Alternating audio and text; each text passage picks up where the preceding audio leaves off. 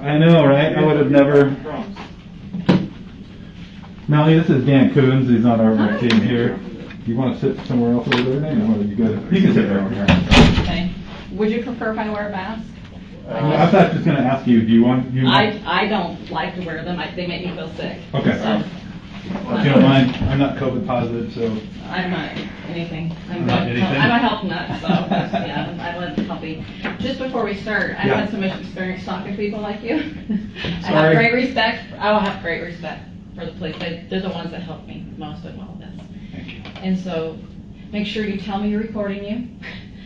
Because, some... It's right up there. Yeah. Yep. So, okay, just then make sure you tell me because, people will make sure that I know that and that you know that and you know what I mean. Yep. I've been through the grill. I've been through the grill, so... This is going to be very informal. Okay. And most of it is to... Like, I know you've been interviewed 100 times by all different types of people. Just a few. Just a few. So not more than one answer. So I haven't listened to the interviews you've done with Ryan Pillar or with Detective Moffat. I think was there at the same time, right? That's right. Okay. Was he like a Gilbert police or was he a Chandler? He was a Chandler police. So he was the case officer in this case, and he That's recently was promoted. So lucky Bless us. his heart. Lucky us. I'm sorry that you have to get involved because I know that it's a lot of work. It is. It is. We've been involved from day one. Yeah. Well, of course you have. Yeah, I'm so sorry, and I've been involved too. So yes. Our whole lives have changed. Mine's life changed a little bit differently than yours. I bet. I mean, you go around and have to answer questions every day? No. Okay, good. No, people. A lot of people don't know and recognize me. Okay, good. Because people. I mean, you think about how many people are on the planet and how many people are in Gilbert. Mm-hmm. People in Idaho recognized me more when I was up there. I bet. Yeah. How long were you up there? How long did I end up staying? I think. Because you were planning for 2 weeks, right? I was planning for 2 weeks. I left earlier. I think a week. Okay. Maybe somewhere around a week. Okay. But I got to go to Mesa Falls while I was there. And Oh, very nice. yeah, it was something else, man. Yeah, I was on the standby list to go up there, but then I guess they waived my appearance. So. Well, be glad. I know, right? It's nothing like getting on the seat and the whole world's watching you on video. Well, that's got to be. It is. It is a little. It's a little stressful. But I always tell people, I'm like, you're testifying to the truth. Exactly. You're testifying to the truth. Exactly. So go ahead and ask whatever questions you want. Well, that's what I was like. I was like, well, if you want me to tell the truth, here it comes, and I'm not going to back away. Yeah. And I'm not going to let it make me crumble or fall because I'm telling the truth. And so you have to be confident with that. Absolutely. And if you're okay with the world hearing your truth, then you just gotta spill beans. Yeah, absolutely. So we just have mostly what I have, and Dan's got some other stuff. Dan kind of went on some different tangents with some most of the Gilbert reports and body-worn camera, that type of thing.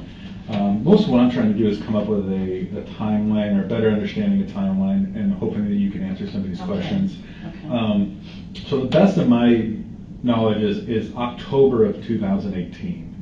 Is that correct? That's when when Lori, I met her. when you and Lori met? That's right. Okay. Is that also when Lori and Chad met? They met weeks after it. So I met her by herself first. Okay. And then I had known him already, but not super involved in knowing him, if that makes sense. Just kind of a casual knowledge of him. And anyway. Okay. So you met, do you remember the date or anything? For what? When you met Lori? It was like on the 3rd or 4th. I was teaching. Where did I first go? I was teaching at an event at a church in Mesa. Okay. And so I think it was the first week. It was like a Tuesday or Thursday. Mm-hmm. And I think I might have that on my phone. And you guys, my understanding is through my investigation is you met through Jason Mao. He's the one that met her first at at the temple, and then he told her. Hey, you might like this girl. That okay. Yep, it's the 4th. 4th of October? Yep. Perfect. Yep. Well, I talked to her on the phone right before then, so Okay. but physically we met. I keep forgetting that part, but we physically met. That's what I remember it the most, is when we physically met. And so he just said like-minded people. And then she called me and said, I said, well, I'm going to teach if you want to meet me. And anyway, we met at the church, and so. And where was that at, you remember? City? McKellips and Mason. Stately. I have it written down. That's how I remember now. I love it. Yeah, and I spoke to a stake there about preparedness, self-reliant stuff. Very good. Yeah. So October, so a couple weeks later, how did Lori meet Chad? So was that at another event? Yeah. So that was at. Let me see if this is the day. 19. Yeah, it was the 20th. I probably said to somebody, but I don't know. 26. Let's see if that's it. Yep. Okay. The weekend of the 26th. And the 26th of October. So is that what, 2 weeks later or 3 weeks later? Yeah. 1, 2, 3 weeks later. 3 weeks later. So we go to the event and preparing people in St. George, Utah. And we go up, there's 6 of us in the car, 5 of us, I remember it was like 3 in the back, 2 in the front. Okay. And we drove up there as some friends, and they didn't know Lori that well, but anyway, they were friends of mine. Okay. And I didn't know all of them, there was one girl I didn't know very well, but anyway, we just thought we'd take a trip up there. And so as we got there, she quickly got introduced. I don't know if I introduced her or they walked up to each other, I can't even remember at this point. Okay. But I just know that she knew who he was because of its books. And that was a Preparing a People event? That was a Preparing a People event, yeah. Okay. Yeah, so they just started chatting and everything you heard is... Was the speech given to by Chad at that event? He was one of the speakers. Okay. Yep. Mm-hmm. What other speakers were there? Jason was there, okay. And that's audio for you. Okay. And just let me know if this sounds familiar to you. Okay. And whether or not you were there. Well, they all sound the same. Yeah. So hopefully it goes that weekend, I'd say yes. For that wonderful message. I had the heck of a tell yesterday. To follow some of this podcast. Okay, so that's Chad. Amazing man. So that was in November because he talked about Thor, and Thor wasn't at the St. George. That was here in Mesa. That was Mesa in November? Yeah, because I was the only one Thor spoke at. Do you know what day that was? Yep. Thankfully these things hold on to information. So that's October, November, was the 6th. So, yeah, okay, so it was the weekend of the 16th of November, 2018. And that was in Mesa? Yep. Another Preparing a People? Yep, same company. Was that at one of the podcasts you were doing or at a different event? This was not a podcast, this was an event. Okay. Totally different, yeah. So just for my reference and for recording, what I just played for you would have been, I just labeled it Chad meeting. Oh, okay. Okay. Yeah, so that was the one I just listened to was the second time Chad and Lori met. Okay. That was their second time to physically see each other. That I know of. I mean, if they saw That each other you're before aware of. that I'm aware of. That's all we would be asking you to Yeah, tell us. that I'm aware of. What they did on their personal all the time, I don't know. All right, so let me go back to this. So I've got Melanie listed, your phone number, obviously the number that I've been calling you at, the 6340. Yeah. How long have you had that number? 1 year, 2 years, 5 years? 5, 6. Okay, so it's been a while. Yeah. Okay, so before you met Lori. Oh, yeah. You had the number, okay. She has that number in one of her accounts as Melanie. Yeah. And in another account, she has it as Phoebe. Yes. Is That doesn't something that you're surprise me. aware of? Well, it doesn't surprise me. Okay. She had different names she'd like to call me because she got to the point, I think, where she just got more secretive with her life. Okay. You know, so. That was a name you were aware that she would refer to you as. Any reason why? Yeah. So you know how Chad would tell her who her lives were? Okay. And so in one of her lives, she had a whole bunch of children, and one of those was Phoebe. And so she said that was me. Okay. Does that so make sense? You happen to be one of her children in a previous life. Yeah. Okay. Yeah. Well, I don't believe that, just for the record. Okay. Just let me get that out there. Yeah. All right. One more record, and I have 2 more actually. So here's another recording. Tell me if you recognize this one.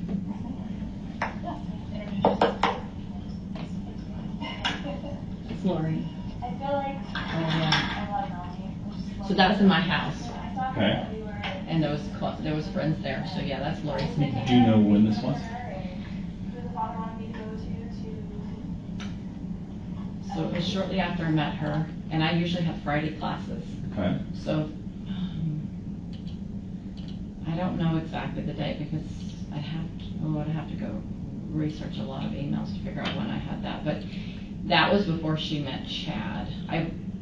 I believe that, at least I believe that recording. So would it be safe to say if they met in October, so I can just, it would be October of 2018? I have recordings on my phone of that one, but she did a couple, so let me just check one. Okay.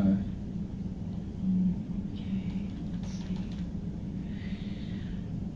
Lori, Melanie,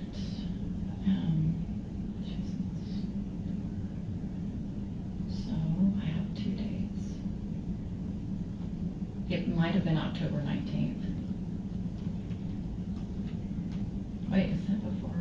Yeah, that was before preparing people. Yeah, that was 26. Thank you. Yeah. You're gonna be helpful for me. It could have been. I have her written down as the 19th, and I also have the 12th. So anyway, I think it's the 12th or the 19th. Okay. Let me see if I can. And you probably have both of those. I gave them to Elder Officer. Filler? He'll be happy you called him Elder. Sorry. Let me see, I'm trying to find it. Horrible things about me and turned it around to where the judges believed him instead of me. And he was constantly trying to get custody of my 3-year-old daughter. And So you guys got all that, which is great. Rub it in my face, and I went through a lot of years of this kind of hard stuff. And I was going to murder him. I was going to kill him, like the scriptures say, like, if I killed him, just to stop the pain and to stop him coming after me and to stop him coming after my children. And I just thought I couldn't take it anymore. And I would go through the scriptures and find all the things like, if he comes against you once, if he comes against you twice, if he comes against you 3 times, then you can kill him. It says it in the scriptures. Wow, that's good stuff. Does that, do you recognize the script? Were you there when this was said? Yeah. Okay, so you recall her saying that? Oh yeah. Now, she refers to the scriptures and saying that. Do you know what scripture she's... I would think Doctrine and Covenants section 90, is it 98, where he talks about when Joseph Smith is talking about those parts where if people hurt you in the family, then you forgive them, and then you get to a point where after so many times, I think that's what she was referring to. Let me see if she adds something else here. I can't There it is. There's my answer. I don't want to do anything that's wrong. I did not have a murderous heart. I just wanted to stop the bleeding and stop the pain. And so someone wise was speaking to me and said, you need to go to the temple. So I went and met my bishop, and I was like, I'm either going to turn my life to the temple or I'm going to commit murder. So do you want to give me a temple recommend? Wow. And I was perfectly honest, because at that point I had nothing to lose. You get to the bottom rung and I had nothing to lose. And he gave me my temple recommend. And I started going to the temple. Okay.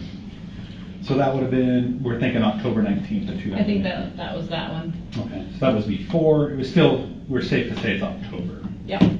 Yep. Do you know who her bishop would have been at that time? So she was living in that first house I met her, which is the very large house. I know what it looks like. I do not know the name of her bishop. And they moved a lot, so whenever she's referring to that, probably was when she lived in Hawaii or Texas or who knows. Oh. Okay. So it wouldn't have been a current one. Because she was talking about the past, because she had already been divorced, she divorced Joe and already was with Charles by this point, so we're talking years ago. Okay. Yeah.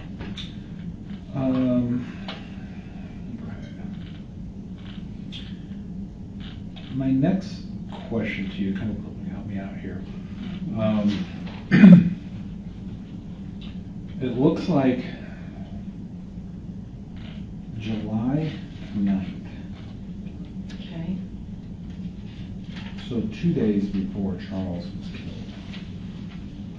Do you remember being at Lori's house? I don't remember the day, but I remember I would spend the night because I was divorcing my husband, and so I was, she was like, you should probably not stay at home all the time, that kind of talk. Okay. I said, well, sure, I'd be happy to spend the night, or whatever. And so I was at her house. I get up that morning, and she goes, you gotta leave. I'm like, why? She goes, Charles is coming down. He's gonna try to kill me. And I'm like, and she was like a storm all the time, and I was calm. Sure. I'm a very calm person. I was like, oh, well, why? What reason does he have?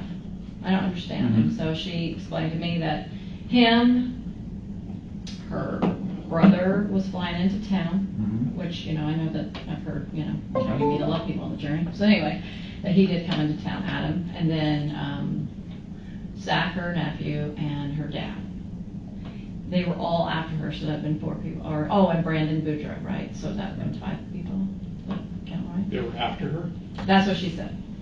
They were all after her. They were coming to get her, and I said, well, why? And she said, well, I have $3 million of insurance that Charles changed on the documentation because he was an insurance guy. Anyway, and she said they wanted the money for that, so they wanted to kill her to get the money because they were evil and they were dark and they were all these, things. They were all zombies by this point. So that was her reason. So anyway, I left, and I got a call. I think it was 4 days later. It felt like it was to tell me what happened. Yeah. Do you remember any of the text messages between you guys? Because I know there was one, and I'm trying to look for it now. I'm just going off the top of my head. I know you said something like, I'm here in front of your house. Yeah, and I couldn't. She was, sometimes when I go there, she didn't hear me, so I'd figure out where she was, go around the back. Okay. And so, I could have definitely said that. That sounds like something I would have texted. Let me see if I can just find this. And I don't know when that was. So I know I didn't see her until she called me, or I called her. I think she called me. I can't recall, but anyway, I came after she told me, 4 or 5 something days later. I came to visit her at that house that he was shot in. Tell me about that. What happened then? So when I went over there, she first of all asked me about the news, if I had watched the news, and so I said no, I don't watch the news. And so she told me, she said, well, he was coming, he was plotting, to kill me. And then she said, and I said, well, how did he die? And she says, well, he came so I got to remember details. It's been foggy, sorry. So if I don't say as clear as I did last time, it's because I'm trying to forget all this. Right. It's hard for me to recall it all the time, honestly. But anyway, so she says, I remember her saying things like this. I'll just be all over the place, but these are the things I remember. I think JJ they were buckling him in the car, something like that. And his phone was in the middle between the 2 car seats, she said. Okay. And I can't recall where he was at the time, but she said that she was out there with JJ in the car, and then she said she always referred to her certain spirit people that she talked to. So she said this one spirit person, I'm trying to remember how to pronounce it now, but anyway, it's out there. She said, she told me to pick up the phone, to get the phone. So she said, she grabbed Charles's phone, went into the house, and he freaked out on her, was saying things like, you give me my phone back? And she said, and probably Alex said too, I don't know between the 2 of them, but anyway, she said that he started, yelling at her, give me my phone back. Now he started getting enraged. I think it's what she told the police, the police department too. Tylee comes out with a bat and is saying, I don't know, they're fighting. She says that he's threatening her for her life, threatens to kill her, something like that. And they're fighting, then Alex and him get in a fight, and then he goes to his bedroom, felt a prompting, I think, if I remember correctly, to get his gun, and out of self-defense. I remember at one point, he said that Charles was on top of him, and it's like he had 1,000 demons in him. That's what he said. And then This is what Alex said? yeah. Okay. And then, sorry, I'm going between what she said and he said, so I don't know if she said that. Anyway, sorry. And so, anyway, so Charles came, he tried to push Charles off him at one point, if I remember correctly, and said he was really strong, something like that. And then I think that's when he got the gun, I'm not sure. But anyway, then he shot him. something. So anyway, lots of arguing, lots of threatening. Could you recall her saying that she got the phone from So the she car? got the phone from the car. That's what she told me. The interesting thing, I said to her, I was like, so did you look on the phone? Like, is he, you know, what did you find? And like, how did you know how to open it? And she's like, well, I asked my angels and they told me the code. It was like 1,000. And so I opened it up and I said, so was he really cheating on you? Like all the things you said, oh yeah, there were all these pictures of girls and all these things on it. So she was trying to verify her story about him cheating on her and then, you know, him being this bad person she tried to make him to be. So she was trying to build that case. Now, I look back now, that's what she was trying to do. I didn't know that at the time. And this would have been 4 days after when you came over to the house. Mm-hmm. When you went over there on the 9th, and I'm just going to say the 9th because it looks like your phone, that's when you said, hey, I'm here. Okay. And she made a comment that says, I'm out back on an important call. Okay. Do you remember maybe that text? Or did you go out back and see her? Was Probably. she frantic that night? Oh, Was no, she... no. So I'm trying to remember, was it the evening? Yes. Was this before the death? Yes. Okay. Yeah, that was the night you said. No, she wasn't frantic. Let me try to recall. Oh, sorry, it's hard. It's hard. It's hard too. Sometimes it's just hard to, anyway.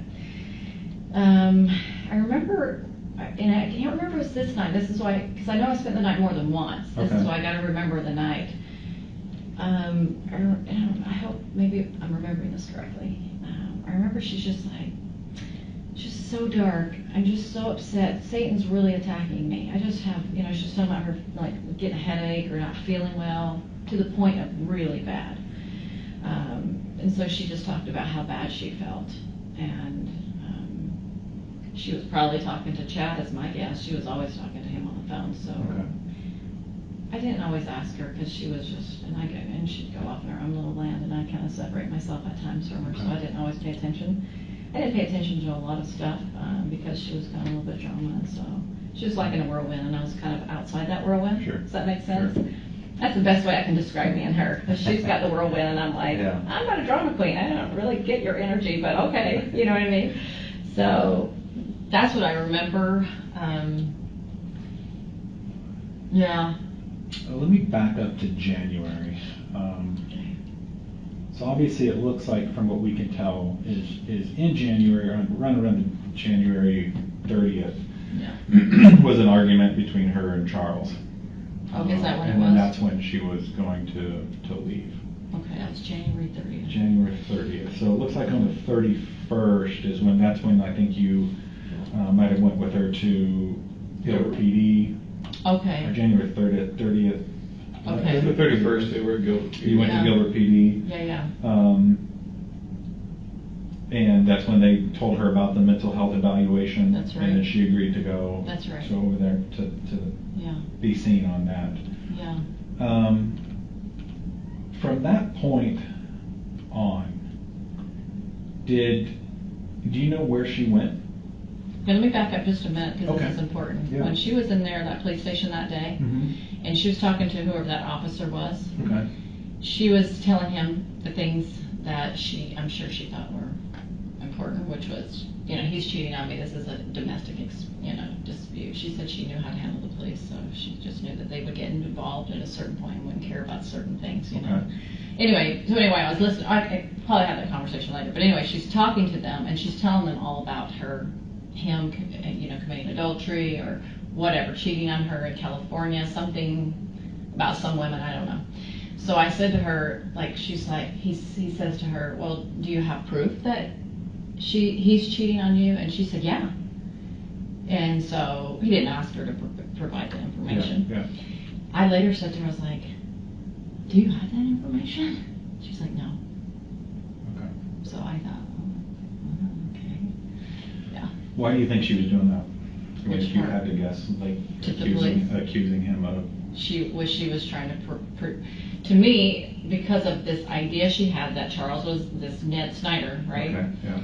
That she was going to do everything she could to paint a picture that he was bad, but nobody would probably believe that he was Ned Snyder. So Okay. my guess is she's trying to look like he's really a bad person. That's what I'm seeing, is like she's creating this monster to make him look like a monster, which he absolutely wasn't. Okay. And so she's trying to make it legitimate, I think, looking back. you know, she's trying to make it legitimate, look like he was just a bad person. Okay. So that she would have a reason to leave him or whatever she was going to do, which, holy cow, who knows what she would get into. Right, But right. anyway, does that answer? Yeah. Okay. Trying to be as So accurate back as to that possible. Ned Schneider. When was the first time you heard the Ned Schneider? So it was in January sometime. Okay. Yeah, and she was on the phone with Chad. Okay. And I was in her house, and I remember even just like where she was when she told me, you remember the spots? I remember she was like in her back door coming in now. Okay. She went out and talked to him probably outside, and I wasn't listening to that, but then she came back in, and I knew she was talking to him, and so she was kind of going back and forth, and then she got off the phone and told me about him and told me what Chad said, which was he became this Ned Snyder person. That was in January before the 31st, because I know by then he Okay. already knew. Yep.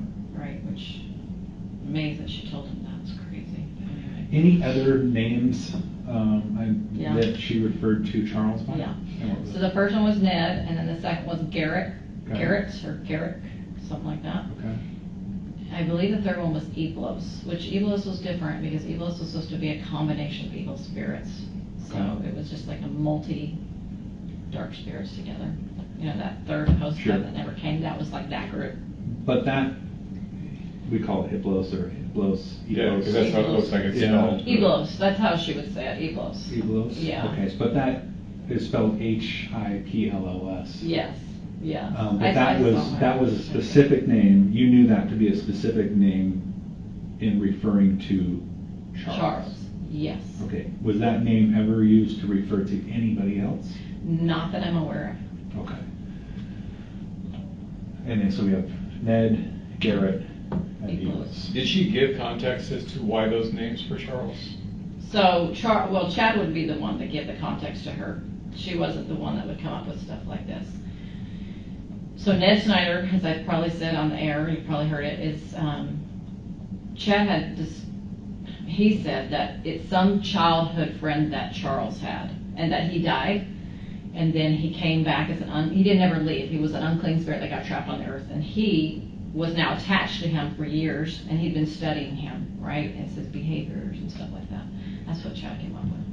And so then he pushed his spirit out of the body and took over. That's what he said. Push Chad, Charles' spirit. Yeah, so his spirit's now moved on. So if she totally believed it, I'm not sure, but I would guess at least most of her believed it. And so she believed that Charles was gone. He was already gone. So she was treating him like he was Ned Snyder.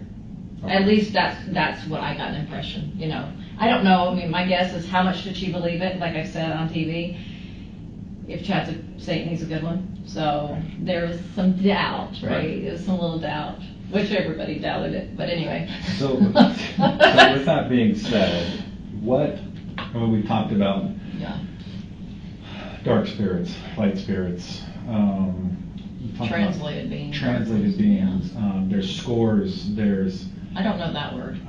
that makes score for like a 4 point, Oh, dark, yeah, yeah. light, dark, you know, Yeah, so, yeah. so levels. Yeah, I know so all levels. about the levels. Yeah. Is that something that Chad believes in? Is that something that No, you he's the believes? one that frameworked. He frameworked it all. And so Okay. when he met her, he had this whole thing drawn out on paper, and she would just draw it to people. She'd make people like, "Oh, you gotta see, this is so cool," and she would draw the whole thing on paper. So she'd go, "Okay, this is the line," and she took great joy in sharing this. 4.1 means that you made a covenant before you came here. It's your third life. You finally made a covenant, light or dark. So you've been on the earth one time is your first time. No, pre-mortals, first time. Second time's, 2.0 would be your first time on earth. Okay. Then the next time would be, it's been a while since I've thought about this, 3.1? Okay, you gotta remember better than me. I don't remember. I tried to blank that out. Anyway, that would be the next time. People still hadn't decided if they were light or dark by that point, according to Chad's theories. So when you died again, because you come back now the third time, that third time now you made a covenant. No, that was the 4.1? Sorry. Yeah, the third time would be 4.1, and that would mean that you made you either made a contract with Satan or Jesus. Okay. And then you were either that was a light contract or a dark contract. And that's when the numbers started 4.1, 4.2, 4.3, then 5, then up to 9 or whatever, or 8 or something like that. So would those be different than a trust scale? Like, have you ever heard a trust? Like, I could talk guess. about like a trust, like. That would be different. Okay. Yes, this is why police like to talk about figuring out what these recorded or these texts mean, because they're not going to tell you. So trust was different. So 4.1 just meant how many times. Okay, the numbers meant how many times you've been on earth. Okay. The L or the D means if you signed a contract with Satan or Jesus Christ. So Okay. if it's light, you signed one with him and you're good. You Okay. could switch over and go dark though, according to them. Okay. Right? Sure. So anyway, Could you go that's back? that. Could you regress? Could you? Yeah. Could You you, go could back? always Did go it go back from there. light to dark to Yeah. light? Yeah. Okay. That was very hard, they said, but yes, you could. Okay. It's possible. Anyway. There's hope for you. There's hope. Maybe. There's hope for us. And so then they had these different scales. They would come up later. So everything evolved later. So nothing was all in the beginning. It was Okay. like little by little, like the rope got tighter and tighter as more knowledge. Well, I say fake knowledge, whatever you want to call it. The lies got bigger and darker as time went on. But in the beginning, nobody knew about these things, and the zombie word didn't come till later. And you probably know on text when they started using the Z word. I don't remember when they did, but it Okay. came shortly, sometime after. So yeah, there was this trust thing, and then they had a scale of 0 to 100% how much you could trust people. Okay. I was supposed to be like 97%. They were always building me up, telling me how wonderful I was, right? And so anyway, she would sometimes share like, oh, this person or that person, it's not trustworthy, it's this person, and that was their little game. Anyway, so yeah, there was different characteristics, but that was one of them. It's trustworthy. How about, and maybe you know or don't know, vibrations? So vibrations, yes, I'm aware of that too. So according to how he would check, he used that little pendulum thing a lot. I didn't know that in the beginning, but anyway. Okay. And 1,000 was supposed to mean, if you got to 1,000, that means you're translated, or Okay. you're beginning your translation. Anyway, that's a lie. Anyway, so 1,000, and then as you get higher in your vibration, you could portal at some point, maybe, I'm trying to remember what she would say, 2,500 maybe, or something like that. Okay. And so the more you went into the temple, your vibration would increase too. So it's just like your light would increase, your Sure, vibration, that kind of idea. Okay. If that makes sense. So you mentioned zombies. Yeah. Was that ever a term that you were exposed to by them? Mm-hmm. Okay. Tell me more about the zombies. So Ned was first this dark, unclean spirit that took over his body, so he was just referred to as Ned in the beginning. Okay. But then, I don't remember when, but at some point they're just called zombies. Okay. And so then they had these ideas about zombies. She said she had a dream once that an earthquake happened in Utah. And so people that fell on the earth, if they were able to get rid of all the zombies in the world, then those zombies wouldn't get into those dead bodies and come back, kind of idea. And so what she talked to her, what I saw her do, she would just do like a priesthood thing, where she had the priesthood power. She thought she had the patriarchal priesthood. Okay. Chad always told her she had all these powers. Anyway, and she would say, I remember one time she took a map and she's like, okay, here's the United States. We're going to do a prayer. Let's find out how many zombies are in Arizona. Okay, there's 20,000, whatever, or 10. I don't even remember the numbers. It was so out there. And then she'd say a little prayer, whatever words she'd come up with that she thought were powerful. And then he would check, oh, somebody died. Look, you can go find out obituaries of it. Well, he'd say that later to David, but anyway. So then that was her way. In my opinion, what I saw, at least, was just through a prayer that these people would pass away. And so Does that make sense? the people are actually living beings. Yeah, so there would be like, everybody, let's say this police station, they're all alive. And so let's say they would check and they say, oh, there's 10 zombies in the building, right? They'd say something like that. And then they'd do a prayer. And then they would say, oh, according to his little pendulum or whatever, oh, it looks like out of the 20,000 that were in Arizona, yesterday we found out there was 10,000 people that died, or there's only 500 left. You come up with something. Okay. Does that make sense? And so they actually suffered a physical death? Yeah. So they would just die. Their in spirit that would example of the 10 people here at the so police those department, people would be dead in the morning. 10 people would be dead in the morning. Yeah, just by their prayer. Okay. But there was no evidence, so nobody really knew that was true. Because, everybody dies every day. There was no way to know if that was a No, it was contributor. ridiculous. Okay. Yeah, it was ridiculous. But yeah, that was his explanation of, oh yeah, this is how many. But now they got to the point where all the zombies were wiped off. You know, so according to their prayers. But they had no evidence of seeing it. So, Okay. yeah. I think you had a question about the truck, right? Yeah. Okay, go ahead. So you know about Chad's truck, or not Chad's, Charles's truck Yeah. at the airport? I heard that it was at the airport. Mhm. She told me that Alex drove it to the airport. This would have been in January when. Yeah, when he flew out of town. When he So flew went out of He town. went out of town, Right. and then he went to the airport, dropped his truck off, like yep, she said he always dropped it off. Yes. And then Alex came to get it, and then they put it somewhere. I think, okay, we'll go back to that, because you're talking about where different places she could go, yeah. So Alex recovered it, Yes. and is that where you guys put his clothes to, Charles's No, clothes? so let me try to remember the best. Okay. This is a little, I don't remember all the details because they were crazy and rushy, but at some point, let's see, I went over to her house and I saw her box up his clothes. So she had a box that she put his clothes in. She put one in the storage, like back behind food storage, Okay. and then she took another one to DI or Goodwill, and she dropped it off at Goodwill. And I was like, isn't that a bit, like, isn't this kind of overboard what you're doing? No, I was told I got to do this. You know, Jesus told me this is what I got to do. So anyway, and so his clothes were not in the truck. I mean, that's the only thing I saw is the box and behind there, and then the box that went there. And she might have done other things, but I don't remember what she did. I know she was going through some paperwork up in the office, looking for passports and, you know, important documents and something about a computer, but I can't remember if she kept it or did. Charles's computer? Yeah, I don't remember what she did with it. Did she take it? I don't remember if she took it, but I remember something about a computer, Charles's computer, and about money being transferred and things like that. And at some point, she wanted me to follow her. She was going to put the truck somewhere else. I'm trying to remember the details of this. So she drives it to a hotel in Gilbert, and she just parks it there. I don't think she was staying there. I don't think so. She had said that she was staying at a hotel She in was, Gilbert, PD. she was staying at a hotel. I did see her at one hotel, but that wasn't the same hotel. That's what I'm Okay. trying to remember. I think it was like a I remember she said something like a Marriott something, Courtyard maybe? Okay, Courtyard by Does Marriott. does that sound right? I'm trying to remember, so Alex. Hyatt? Yeah, no, I don't remember. I'm not good with hotel names or car names. Don't ask me names now, hardly, that's not my thing.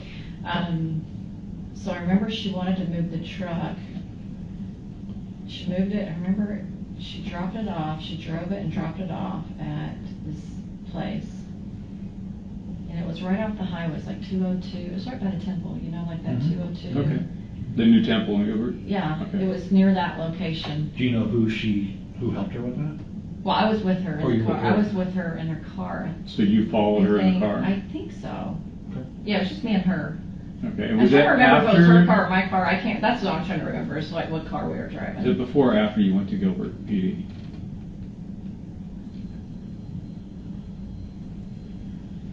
I think it was before. I think it was before, whenever, well, because, let me just, okay, it was before. This is how, I gotta remember events. So what happens, so anyway, she parks it there, I don't hear from her. She takes JJ to school, drops him off, Charles steals her purse. Mm-hmm. Anyway, I text her the next morning, something about how you doing, or where are you, what, something, I don't remember what I said, and he has her phone. Yes. And he said something like, hey, come to the house, bring the truck. I'm like, what? And then he said something like, the truck's over at your husband's office. I'm thinking, this doesn't sound right. It's not. And I'm thinking, she lost her Fruit Loops or what? I'm not sure at this point. And it's something about getting the keys. I'm like, I don't have the keys. And then he doesn't know that. So he's trying to get me to help him find his truck. And I'm like, I don't know. So anyway, I end up going over there and her car's not there. And I come in, and two guys are like doing the locks because he busted the door down. And he goes, hi, Melanie. I'm like, hi, Charles. And I'm like, where's Lori? She's not here, is she? No, she's not here. I'm like, And I'm like, oh man. And so she's like, hey, come here, I gotta talk to you. And I was like, oh man, it was so uncomfortable. Oh my gosh. Now I look back, I'm like, oh, my heart breaks for Charles.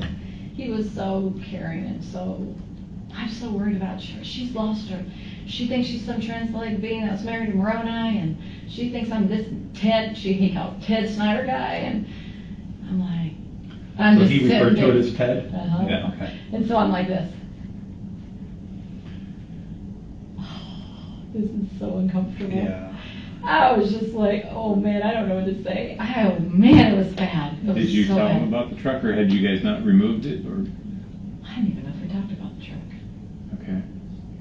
He got his truck back, but I'm trying to remember now. You know what? It would have been after the Gilbert visit. Probably. So this was neat. This was really interesting. So anyway, I gave him a hug goodbye, and I was like, I didn't say much. I was dumbfounded pretty much. Anyway, so I leave, and I'm driving down the street. I called Chad because I knew that she was connected to it. And I was like, do you know where Lori is? He's like, I don't know. He acted like he was clueless. Like he thought that I didn't know anything because she wasn't supposed to tell me anything. Oh.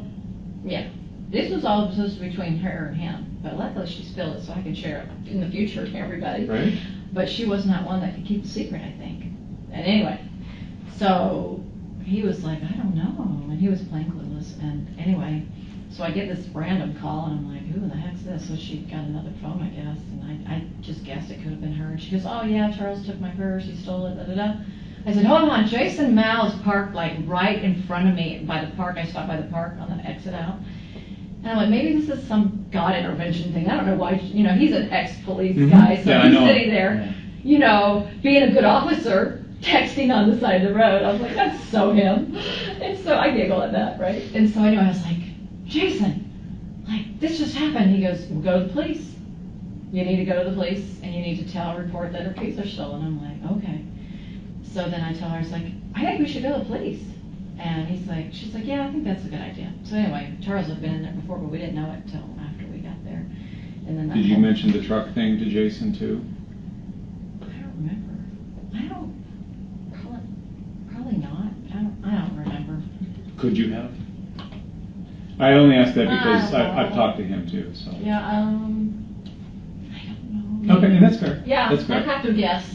Okay. It's a yes or a no. I don't know. I don't know is also an acceptable answer, right? I don't know. I don't remember every conversation I've had about this whole crazy story. Unfortunately, I don't have that great of a recall. I wish I did. Yeah, so does that answer your questions? Yes. Okay. Did that fill in some blanks? It corroborates information. How's that? Okay. I know. All truth will come together if it's true. So let me get this right. So you took Lori to pick up the truck at the airport. And Lori picked up the truck. Is that true? Oh, I didn't go to the airport. That was How Alex. Alex went to the airport. Yes. Okay, so yeah, Alex. I did not go to the airport. Okay, so yeah. Alex. That was Alex. Some people in the media got that confused Okay. too. I was like, oh, I So never Alex said I took went Lori there. to the airport to pick up Charles' truck. Yeah, and then they They put it dropped it somewhere. off at a hotel. Yeah, it could have And then been. you yeah. said that clothes were taken, one box to Goodwill and one to behind the food storage. Yeah, it was before Charles came back because I remember he was out of town. So Okay. yeah, he was out of town. And you asked her specifically about the Goodwill, why are you doing that? And she said because the Lord told Well, her. yeah, I was like, why are you telling him all these? I'm trying to remember. She told me how much she told him. I was like, why are you taking all his clothes? That's like, I thought that was really out of control. And so I was like, why? I think I said something like, isn't this a bit extreme? I think that's probably more accurate what I would have said. Isn't this a bit extreme? And she's like, no. So that was before Charles got back. Okay. Do you remember her behavior at the Gilbert Police Department when she was telling the officer about Yeah. getting rid of his clothes? I just remember she was pretty upbeat the whole time. She was kind of a happy, just acting like, yeah. I'm sure that you remember seeing that video coverage probably. I didn't even watch it. I couldn't go back and watch it. I was like, oh. Oh, I've watched it. I couldn't even watch it because I was like partially out of her, and I was like, I don't want to see myself in that video. I'm tired of seeing myself on TV. So tell me about Julie Clement. Yeah. Are you friends with her? Not anymore. Not anymore? And I was Okay. a little bit friends with her. It was Sulema that was friends with her. Yeah, And my Sulema and understanding. her. Okay. And they did energy work. That's how they knew each other. Gotcha.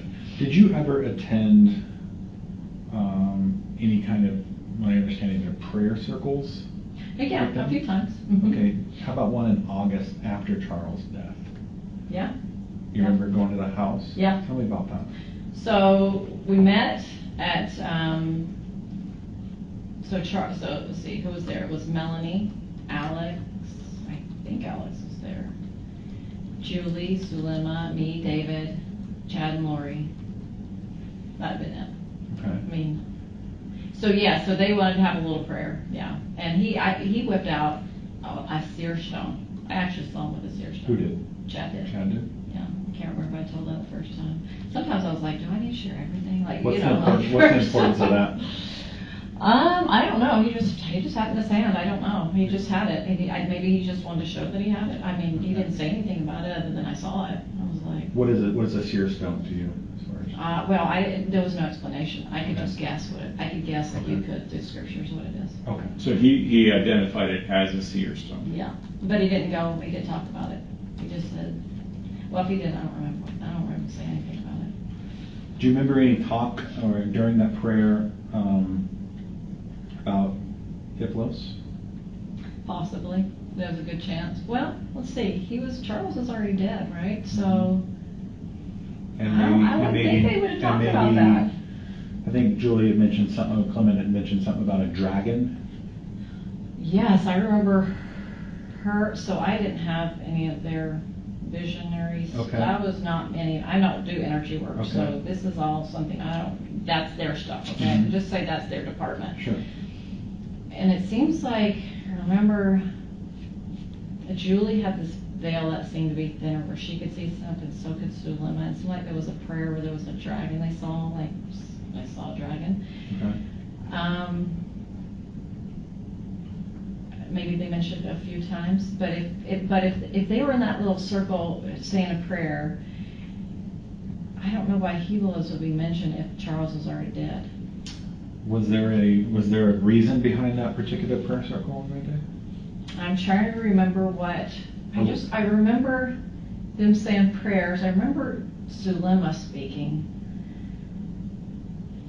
And I'm trying to remember if they were talking about certain people that they were trying to help the spirits, like that they thought that they had the power to take these spirits out of the bodies. Okay. And I'm trying to remember who she was focusing her energy on. And I can't recall. It could have been Brandon. It wouldn't have been Tammy, because Tammy had not been claimed anything. My guess is it could have been Brandon. Okay. But I am not Yeah, 100% just sure. I'm not 100% on that. Or maybe it wasn't even. Maybe she was talking about the earth. Hold on, I'm just trying to remember this. Because Sulema thought she had the power to control elements and bring earthquakes about and those kind of things. So that might have been more of that kind of it was so out there. I'm trying to remember what that prayer. David wouldn't even remember any of it because he was so checked out. he was like, this is so uncomfortable. Yeah. He was so uncomfortable by it. Oh, he was so uncomfortable by it. Anyway, I'm sure he probably doesn't even remember. He blanked out. They could have been talking about the earth. I mean, I don't know. Okay. I don't know. She just had this. On that note, talk to me about Zilema. How well do you know Zilema? Well, I knew her. She won't talk to me anymore. Okay. When I told her I was going to the police, it was done. So yeah, we were friends in the ward. We knew each other probably about a year, maybe, or less. Okay. So you talked about how she had the power. She felt she had the power to control elements and bring about earthquakes. Yeah. How do you know how long she and Alex were dating together or anything like that? Yeah. So in the beginning, it was just, hello, how are you? Getting to know you. It didn't happen until kind of right at the end. Okay. So if you want to know more about that, what I know about that is that she was content being single. But Chad and Lori had said, well, you and Alex have been married in premortal, in another life, and you had been married, and you guys would be part of the 144,000, and you need to move up to Idaho and get married and all that stuff. And she was like, no, I'm not getting the same answer. It was kind of tit for tat between her and Lori about that. But she was waiting to get answers. I remember one point, this was like right at the end. This was like my last time reviewing it when I saw her. But she's like, I remember Chad and Lori in Hawaii. And me and Alex did a blessing through the phone because they were being attacked by Julie Rowe through a text. The text that went through, they hit it. All of a sudden the dragon, this is according to Sullivan, I know. We try not to smile in these moments, but I know. Okay, anyway, this is why the interview was hard with Nate. Some people thought I was like a little too lighthearted because you look like Nate. You can't help but to go, this is freaking weird. Anyway, so she said, oh, me and Alex were in this prayer and we could see the dragon. His priesthood power is so amazing. You know, she just was so like wowed by it. And they helped cast that dragon out from Hawaii where they were, and anyway, I was supposed to help them. So, so let's see, they got married, and so okay, they moved there in September. So I would say, when did they start? Okay, so so if we were at the dinner in August, they started getting more friendly then. They started getting more attractive. So I say that's summer. Okay. Yeah, that's helping me. Yeah, with just settings. If I can remember a place, and it seemed they started to kind of like each other in the summer. Okay. Yeah. How close were you with Alex? Friends, you know. Yeah, I mean, friends. would you contact him, call him on the phone for anything, or would you do the same? Very occasionally, but Okay. yeah, that would happen. Describe his Personality. dedication. Describe his dedication to Lori. So I remember in the beginning when they started talking about her Joe, he was very protective of her. So there was a lot of like, you know, he would describe Joe as this horrible person and how, you know, he felt the need to protect his sister. And so I remember saying something about he tased him in the nads, he would say, and then something about the trunk. And he didn't care about if he went to jail for her. He was like, he felt like that was his duty to protect his sister. I don't know why he felt like that, but he did for some reason. Now later I understood why he felt like that more is because what Chad told him. Chad told him later, you know, as they started getting into their more and more of their crazy doctrine, right? Then they would be introduced to him. In the beginning, Alex was a nobody. He'd just been here on earth once. Okay. But then later they would say, oh, now we understand you only had wits because you're only here for Lori. You didn't need to come, you're already exalted. So you were that angel that stopped Laman and Lemuel from killing Nephi. You were that angel. Okay. So he took it on as his identity. And so he felt like his job now was to kind of protect his sister and be that angel of whatever. So you think he was 100% buy-in through Well, this? I think so, because when he said he moved, he got a confirmation. Lord said, you pray about it, see if you should go to Idaho. And he said, 100%, I got this. Yes, I need to go. And then when I saw him, the last time I saw him, I said, this zombie thing, like I'm not 100% on that. And even Sulema said, yeah, I'm still getting confirmation on that. Okay. He goes, 100%. Melanie, 100%, I believe it. And I'm like, Okay. so my guess is he fell for the whole thing. And then the interesting thing is he really had a lot of weight on Chad. He really believed him. He even gave him a patriarchal blessing. That was my next question. Yeah. Were you there for that blessing, or No. did you ever hear the blessing? So that day that I saw him on the Greenbelt when I was Yeah. walking between two houses, when I said, do I want to have JJ? What is going on? I'm starting to feel like something. I'm still kind of in that shocking coming back from the whole police thing. Anyway, so I was trying to figure out what was going on still. Anyway, so as we were walking, he has on his phone, he goes, I don't know, he probably read a little bit, I don't remember what he said. Okay. He was like tearful about it. Okay. He was like really believing, like, Chad gave me this beautiful blessing, and I just cried like a baby. And Melanie's like, I don't ever cry until after I have a blessing. I don't cry during it, it's just saying something about that. And I was like, just listening. And this was in Idaho? No, this was in Arizona. Arizona here, This was okay. Arizona, yeah.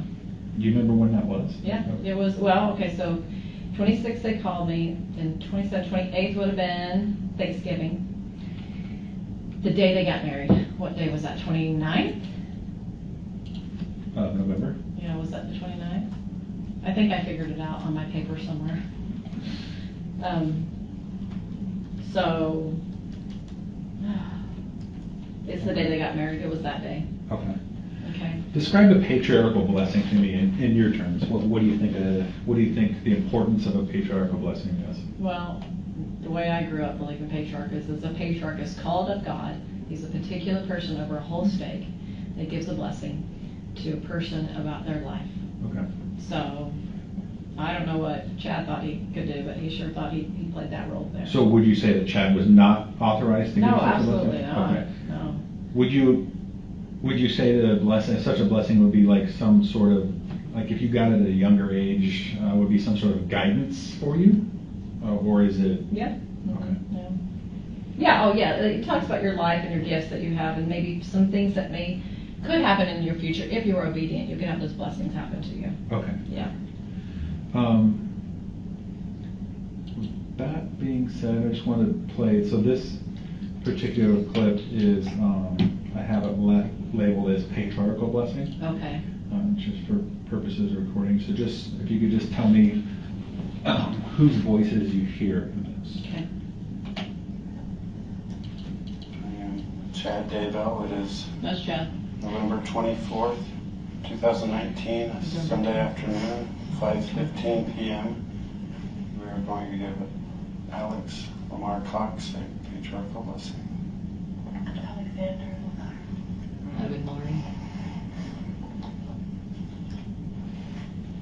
Alexander Lamar Cox. So the two people you heard voices were Lori and That would Chad? be Lori and Chad. Okay. Okay. How about your relationship with Chad? I know that introduction was done, or whether it was done or not, Yeah. in St. George. Oh, with me or with them? With the two, I think you went to see Chad in St. George was the first time they met, right? That was the first time we met. I didn't go specifically to see Chad. Correct. Okay. But yeah, But you'd known Chad before then? I had known Chad before Okay. him. Describe your relationship with Chad. So when we first met, it was very brief.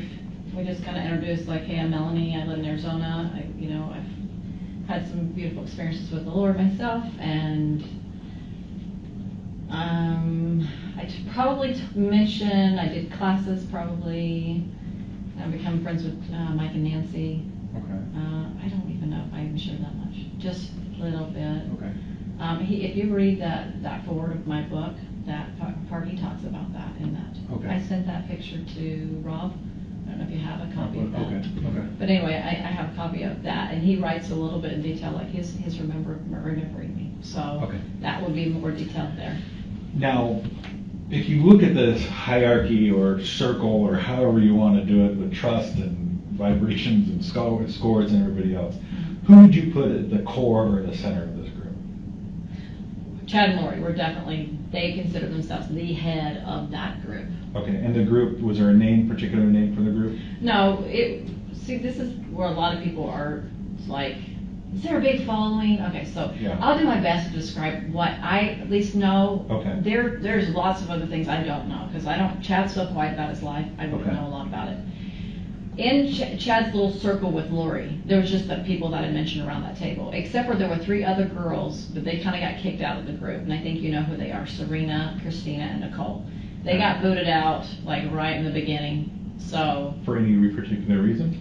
Well, I remember Serena was calling Chad too much, according to Lori, and so now we decided, those two decided that she needed to be out, Okay. because now she's becoming dark. Okay. She didn't do anything. Thankfully for her, she's out. Okay. Christina and Nicole were the first ones that Lori started talking to her. That was where I met her. So they were the first girls that she would want to ordain as, part of the 144,000. Those were those 2 girls. And they left the group. I think they started getting suspicious. I think Christina in particular gets suspicious of Lori, because she Okay. would call her out on some things at some point, or question some things like, well, Chad, he's married, kind of.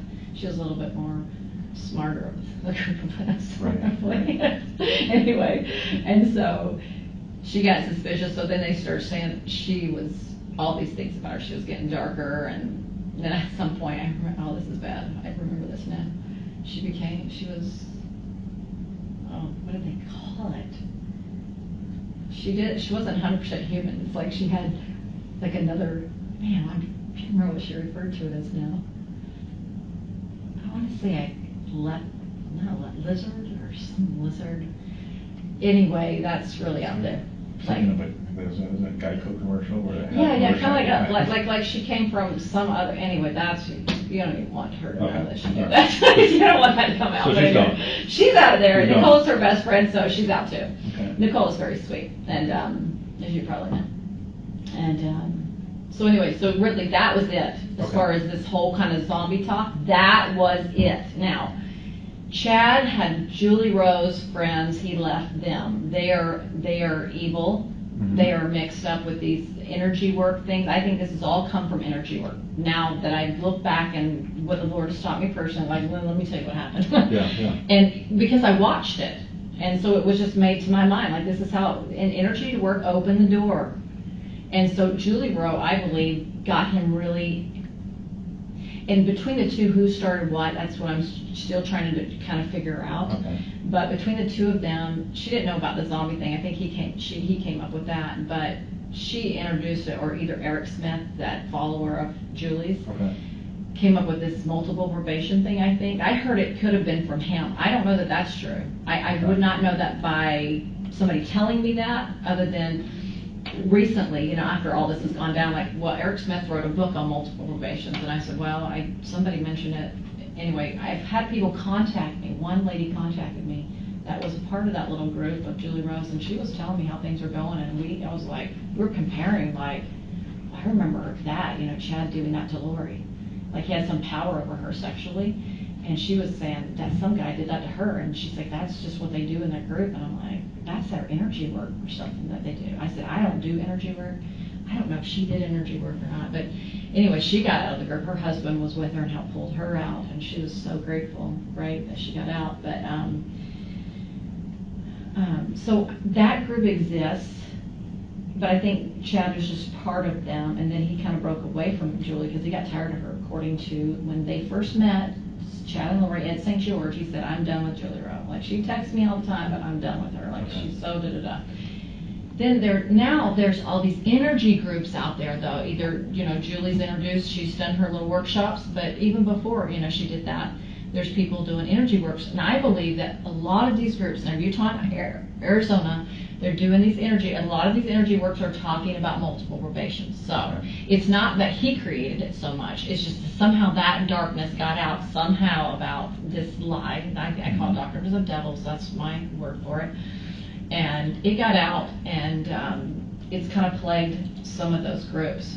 So I don't necessarily think he's the founder of any of that. Okay. Does that make sense? But in this group, you would put Lori and Chad. Yes, but in their particular thing, excluding everybody else, they were like the group. And they had these number systems. So you probably saw someone text, like, there's a group of, I remember, 72, let's see, what is in the church? You got your 12, then your 70, Yeah. and then 144, right? And So she was like, okay, we're in charge of 24. She said at one point she was in charge, they were in charge of like 24, like I think 4 there men was, and 12 women. Does that sound familiar? I think what I Wes, had remember that? 24? found 20, yeah. something similar, which is the dark and light scale of all church Leadership. apostles. Yeah. Yeah, no, that's different. But this was, so she said basically in the spirit world, they had planned this out, that they were in charge of that group. Okay. And so that, anyway, so she was in a small scale. I don't know what he had going on. Mm-hmm. But she wasn't such a social butterfly. She was not the kind of person that wanted a big crowd and know a lot of people. That wasn't her. Lori. Yeah. She was more like, I'm just going to be corrupt my family, not. Yeah. Do you think she took instruction from Chad? Yeah. Mm-hmm. Would she do anything without his, I hate to say authorization, or at least insight? In the beginning, I remember her saying things like, I said to Chad, like, I had these experiences around in the temple, and I felt like he gave me the patriarchal priesthood, and he would confirm it. Yes, you did. Yes, you were married to Moroni before. So he would confirm her little things, and then she goes, I felt like I was supposed to find these. Yes, you were, Lori. Does that make sense? Yeah. And then she said at one point, well, he's so good at giving revelation, I just go to him. I'm not as good as I used to be, or I'm not as good. He's really good at it. So I ask him. So she'd be asking him, this point, you've seen a lot of texts. This point, is this person light or dark? This person, what are they, 4 point, da-da-da-da-da. That was their, and so you could see she would go to him for that, right? So he wouldn't go to her for that. She would probably just give him a name or something like that. Do you have any idea how Lori would have found out about Charles and Adam's coming to Arizona to? Oh. I guess it's that Charles would have just texted her or called her and said he was coming. Okay. I'm trying to remember how she would have known about Adam. Maybe Alex could have told her? I don't know. I don't remember. So if a message was on there, on her phone, or it's basically said to Melanie Boudreau, I'm on the phone, I'm trying to find out what to do. Do you think that she would seek Chad for advice? Always. Yeah, Yeah, okay. yeah, always. Mm-hmm. Talk to me about Melanie Boudreau. What's your relationship with her? What's her part in I'm this? friends with her. So Lori, as you know, raised her partially, so she feels like she's kind of like a mom to her. Sure. She would, in the beginning, Melanie I didn't think she was quite into it at the beginning, and then Lori just kind of camped on her for some reason, like Brandon. Lori went after Brandon, her husband, for some reason. He's gay, he's this, he's that. And then she would build this story up of how she'd try to like, oh, look at this picture, it makes him gay. Like, it didn't look like it was gay. Okay. But anyway. And so she would build this story up about him being gay. And then, I don't know why she honed in on her so much. She just did. Okay. And then she, maybe because she thought she was such at a high level, because she got to the point where she's like, yeah, no, Melanie's exalted too. She was married to Peter, Jane, Peter, James, and John. And so Brandon would be her equal opposite and in opposition to her.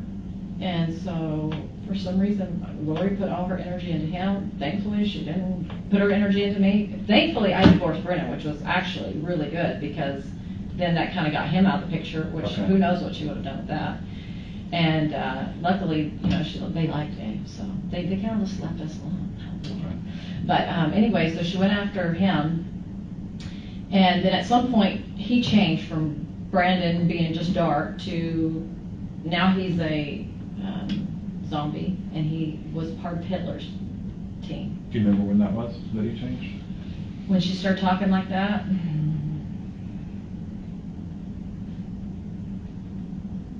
Near the end. I mean, it's always closer, it gets crazier at the end, right? It seems. Probably in the summer is my guess. Okay. I don't know. I mean, After I really Charles' don't death?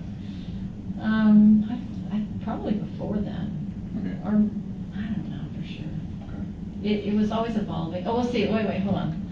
So I remember she was moving at the same time Lori moved in the house that Charles was shot in. Because Melanie moved. She got a divorce. So this is how I got to remember it. So I got to remember like placing them in my mind places. Probably, she would have probably called him a zombie by that point. Yeah, I would say so. So there we go. Thought I silenced that. Yeah, so anyway,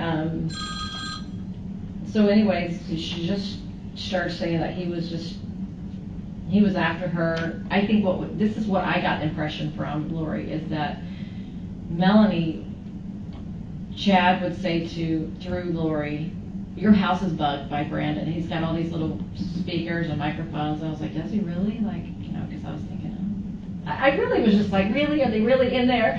And then, you're being followed by some private detective, which, he did have a private detective at one point, right? But I don't know if he had one at that point. I don't know. But so she became paranoid. she became very paranoid, and they would call her every day, give her blessings on the phone, according to what Lori told me. And that anytime I talked to Lori, I didn't talk to her as much after I met David. It really started kind of weaning off me, and all the focus, it seems like now that I look back, all the energy was focused to Melanie, bless her heart. It was horrible what they did to her. And anyway, so she just got more and more paranoid, and he got more and more evil, according to them. And so then she was told by Lori, like, you got to move up here, that kind of thing. So, yeah. What else do you want to know? It almost seemed like she just preyed on her. She did prey on her. She put all her energy into her. Yeah, she really did. Okay. Yeah. Trying to very much convince her that her phone was everything was being bugged. You know, her phone, Sure. her car was being bugged, everything. She couldn't live a life. She had to get new phones all the time because they were getting taken over by the dark people. So would I be missing anybody if I put, as far as a group of people, Lori, Chad, Zulema, Melanie Boudreau, Alex, and I think maybe you were on the outskirts somewhere, kind of teetering, ready to run and ready, Yeah, you know. yeah. Anybody else that you can think of? Well, Julie Rowe. No, Oh, Julie Clement. Okay. But she was kind of right at the end. Okay. So she wasn't in the beginning at all. And then those three girls. Do you think Julie Clement had any idea regarding zombies, beings, or do you think maybe she was just She knew about naive and stuff like that? Well, she did know about it. But I think because of she believes her gifts in the energy world, she probably thought that she was just helping out. You know, she did not. I mean, if she met with them, Chad and Lori, it was probably a couple times, I might guess. Unless they did more behind my back. But, you know, like not around me. Absolutely. Maybe a few more times. Because I think she's indicated that she's only saw like Chad like twice. That's probably correct. And then she got introduced by Zulema. Yeah. And that they kind of, from what she's saying is she was almost felt like she was being used for her energy. Probably. That's probably true. That would That's be probably consistent. true. Okay. I'd say she was being used for her energy abilities. Yeah. Okay. That sounds like it would be right. And I don't know how many times she met with Lori, but it wasn't a whole bunch. So back to January. When Lori left Charles, and then Charles stayed in Texas with JJ. Well, eventually he moved Eventually there. with JJ. Yeah. Where did Lori go? So I knew she was in the hotel in the beginning, but then she went to Alex's house. Is that the? I don't even remember where it was because I wasn't Williamsville, familiar. Hyatt on Williamsville. Did you ever go see her over there? Well, I think one time, her and Tylee were there one time. Okay. I think I only went to the hotel like maybe once or twice. Okay. That was it. Okay. So I don't recall how, she was so going crazy that I didn't kind of catch every move she made, of course. Then when Alex, I guess he had that house, so she moved in with Alex. Okay. And he lived out there in Santan. Santan. Yeah, I don't think she lived anywhere else. And then she went to Hawaii. And that was kind of like her getaway home, you know, in the hotel. Yeah. Don't remember the name of the hotel. Please don't ask me to remember because I don't even remember. Especially because they're Hawaiian names and I'm not going to get it. Anyway, and then she came back and where did she go when she came back? Are you aware of her going to Idaho in March? Is that the time she was living in Texas? Because I went to see her in Texas, and I think that was March the one with 19th to the 20th. Her and Chad. Could have, yeah. She did flew mention like from sometimes. Idaho to Arizona. He came down and did a class for a group of people. Okay. It wasn't at my house this time, and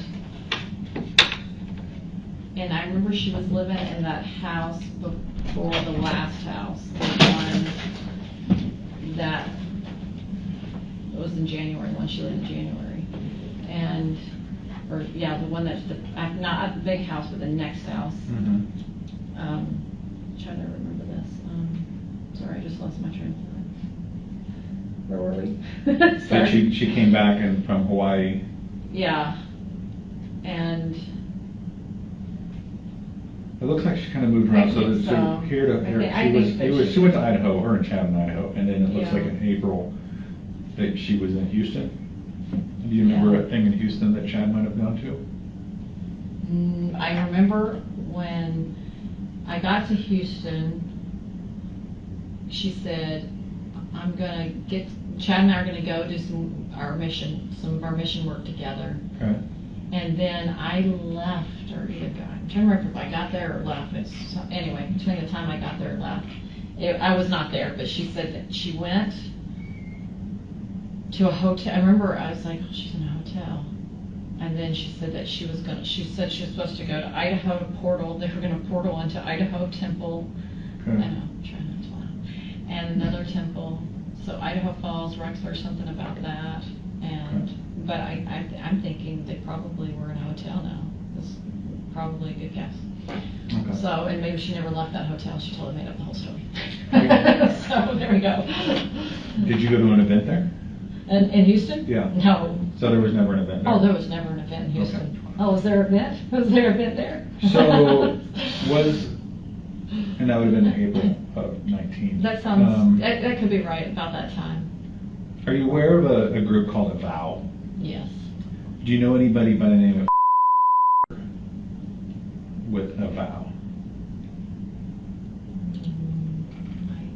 Doesn't sound familiar. I don't know. Okay. Yeah. Is there a head person or somebody with A Vow that you know who that? Never been. Anybody Yeah. else that you know from that group? Well, okay, so when I joined the group, I met a few people we went camping with up in the Arizona mountains. So I know, like, one person died. Her name was Marty, so she'd be Marty Bemesa, but she passed away. And then Lorinda Luck, she had been on there. And then there was a girl. And I wasn't real familiar with these people. I didn't get on A Vow very much. I was not one of these people that were on these forums. And I was like, read a little bit. Very periodically, I might like, hey, let's try this product. It's really good, or something like that. But I did not get into their exchange. So no, if the names scroll by, I didn't hold on to. So what is A Vow? So A Vow is a forum. Do you know what a forum is? Mm-hmm. Okay. So it's a forum. It's called LDS A Vow, means a voice of warning.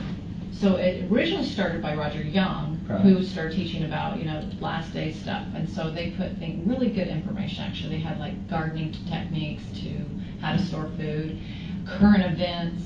Then they got into the dreams and visions, where they compiled a whole bunch of people's dreams and visions about things they saw in the future. And then, anyway, so then they pull a thread out, and then people would start a thread like,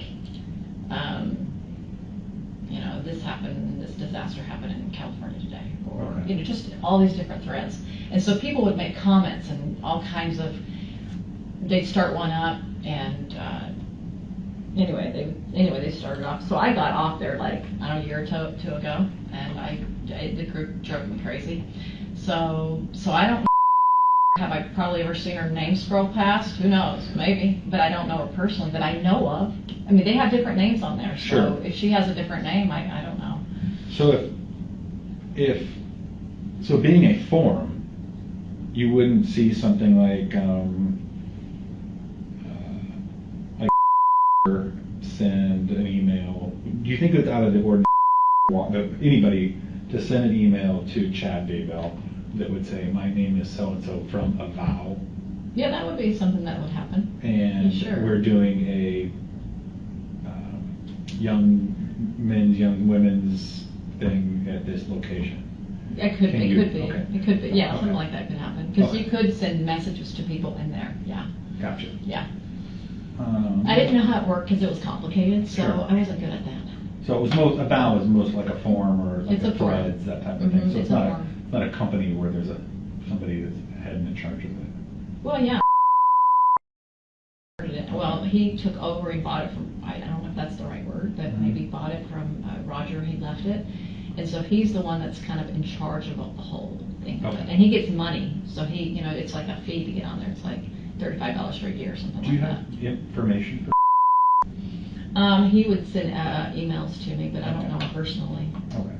I mean, the group would send. Okay. It was like, blanket we miss you, come back to the forum kind of thing. Gotcha. Which I Okay. deleted the other day. I was like, really? You're asking me of all people to come back to the forum? Do you even know that my name was sent?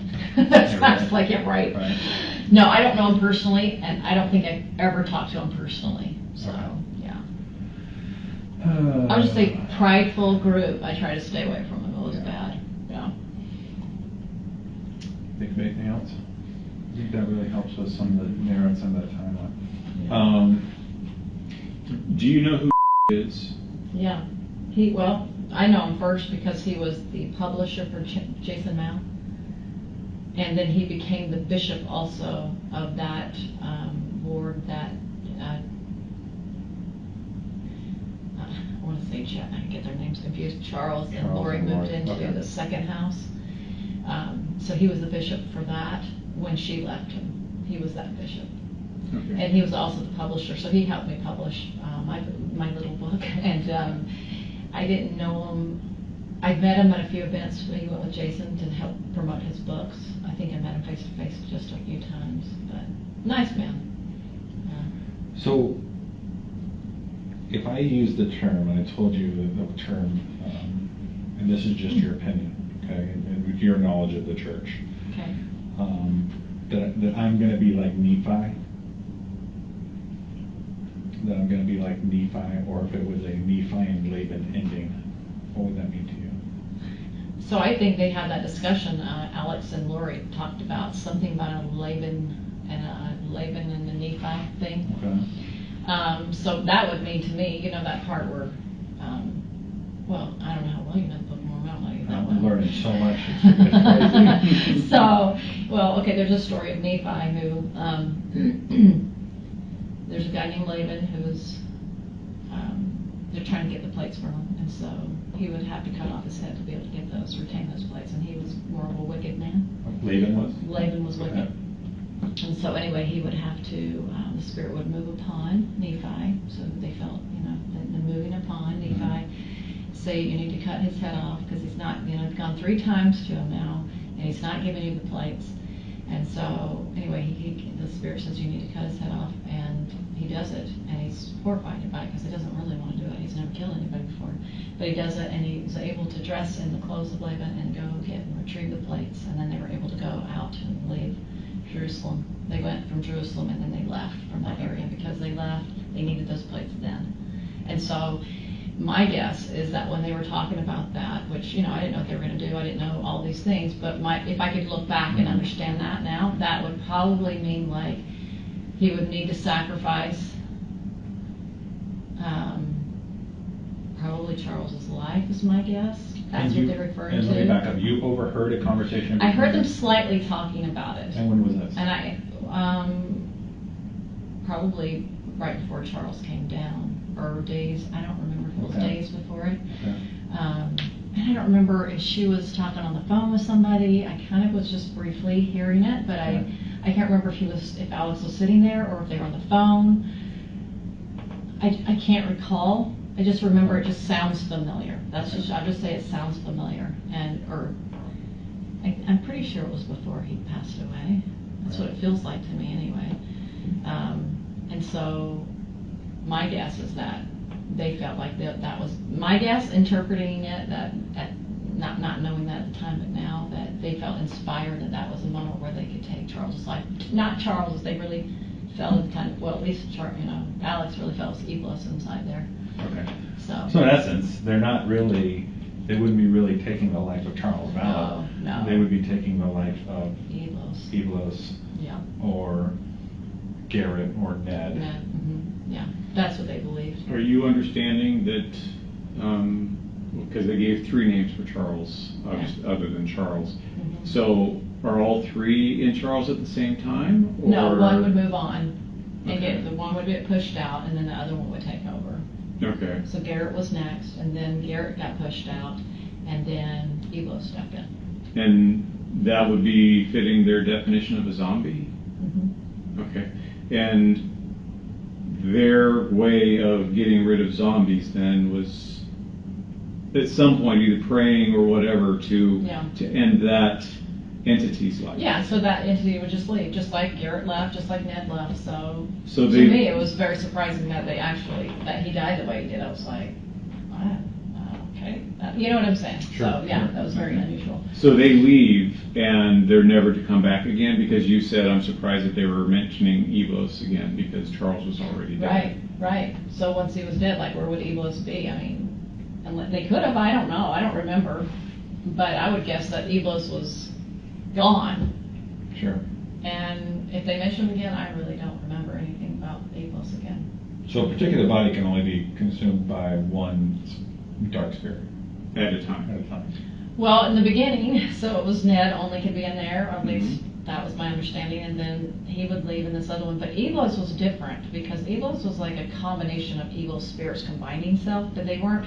So, okay, in our religion, we believe that premortally, Yeah. you have people that came down to the planet and became us, right? We're now who we were spiritually, we're now here. But there was a third of that never came down here and never got bodies.